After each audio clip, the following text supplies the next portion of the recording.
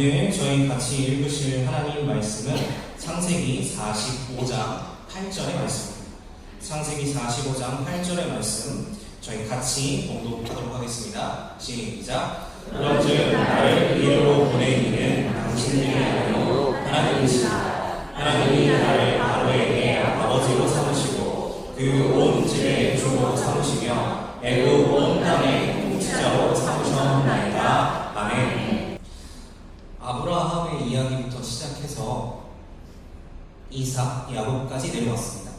그리고 이제 오늘은 요셉에 대한 이야기를 잠시 또 나누려고 합니다.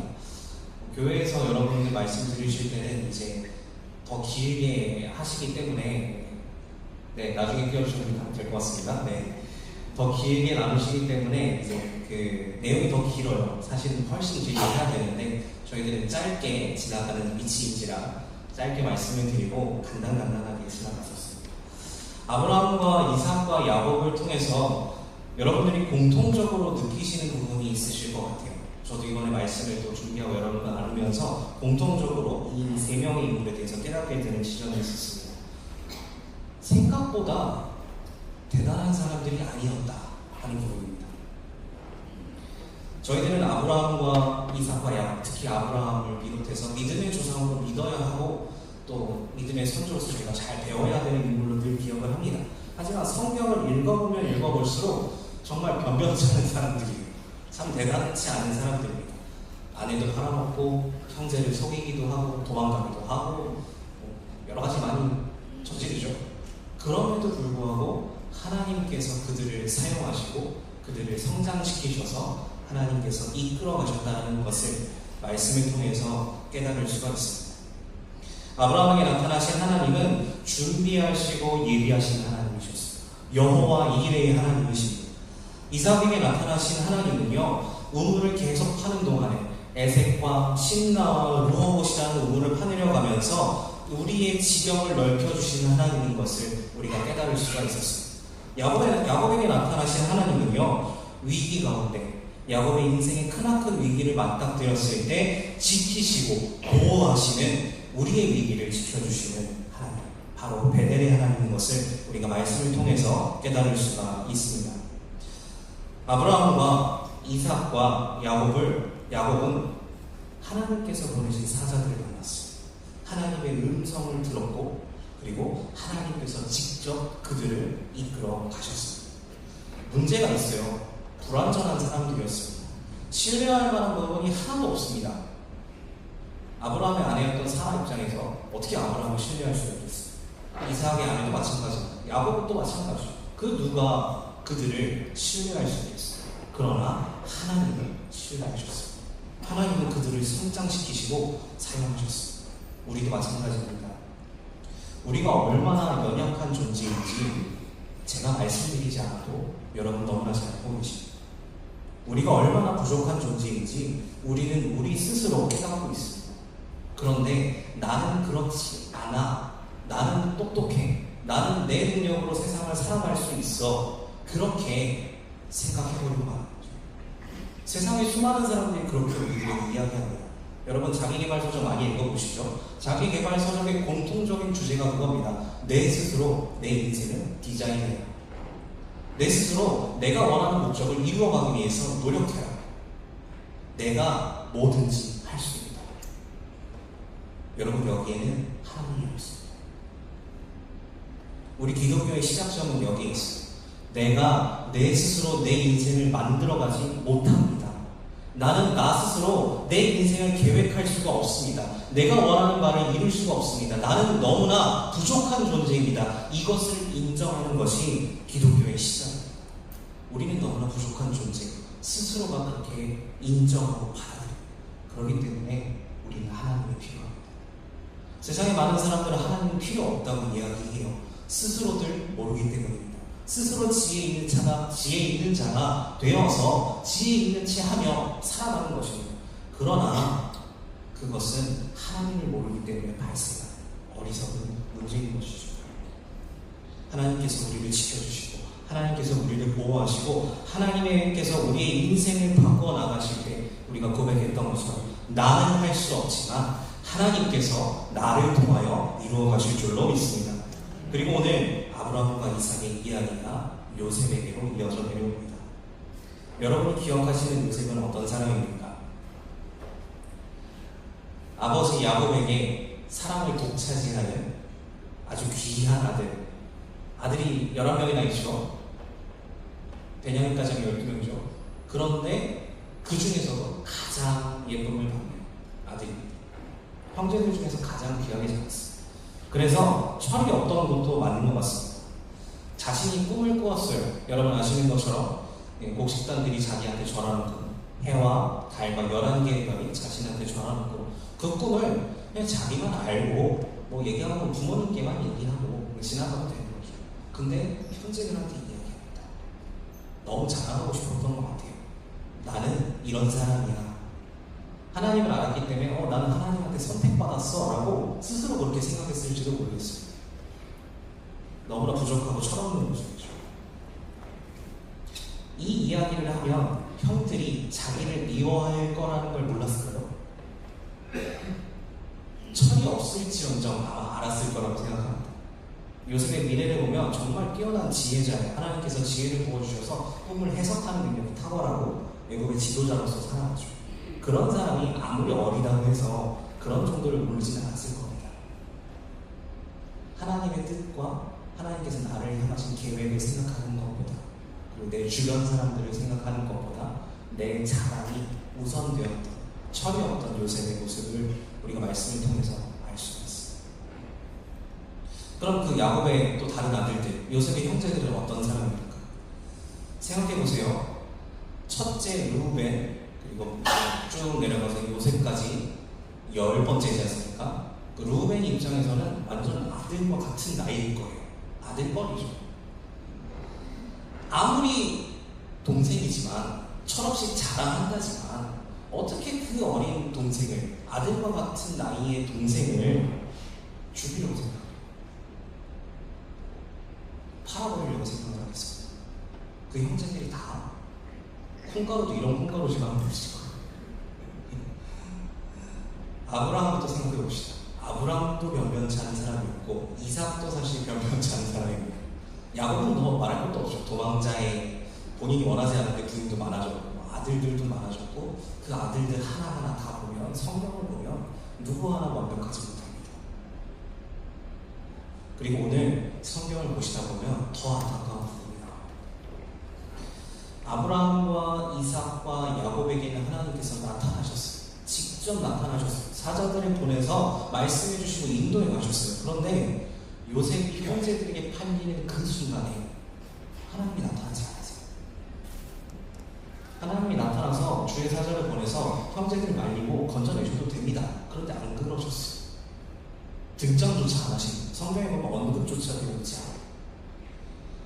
어린 나이에 형제들에게 팔려서 떠나가야 하는, 본인이 원하지 않는데 움직여야 하는 그 요셉의 마음. 그 순간을 생각해보면 형제들에게 했던 나의 자랑을 후회했을 겁니다. 형제들은 괜히 내가 형들을 화나게 만들었구나. 그런 후회가 분명 있었어요. 그리고 자신의 신세를 한탄했을 거고 어쩌면 내가 팔려간 이 순간 때문에 저주했을지도 모릅니다. 내 인생 왜 이 모양 이 상황일까? 그렇게 생각했을지도 모릅니다.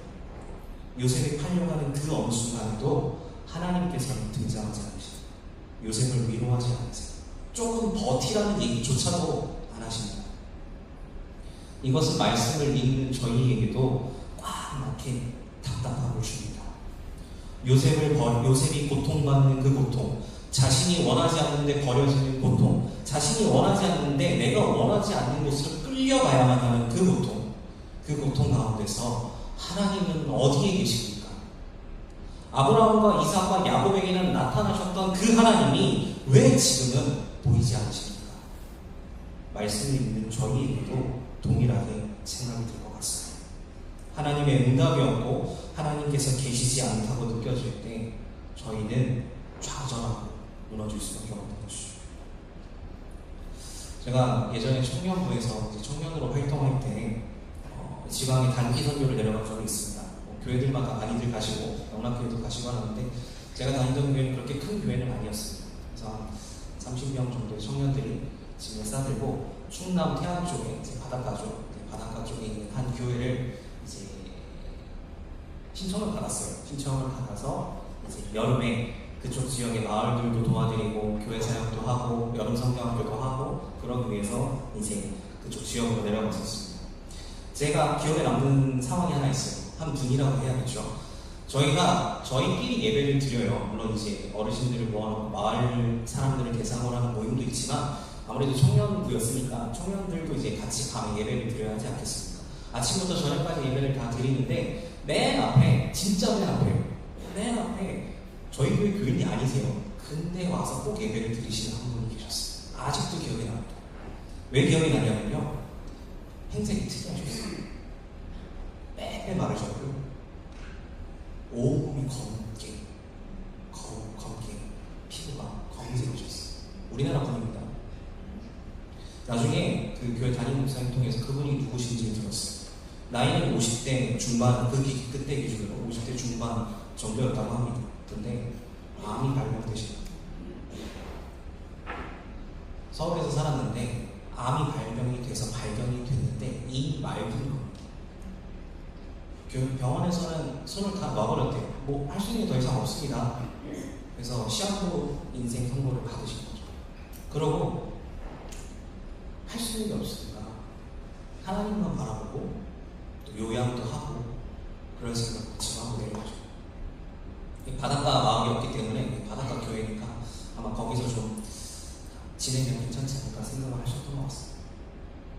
그런데 그 교회에 출석하기 시작하셨죠. 제가 정확하게 전후 사정은 모르지만 신앙생활을 많이 하시는 분은 아니셨다고 들었어요. 그런데 그 순간이 오니까 하나님을 더 절실히 찾으셨다고 해요.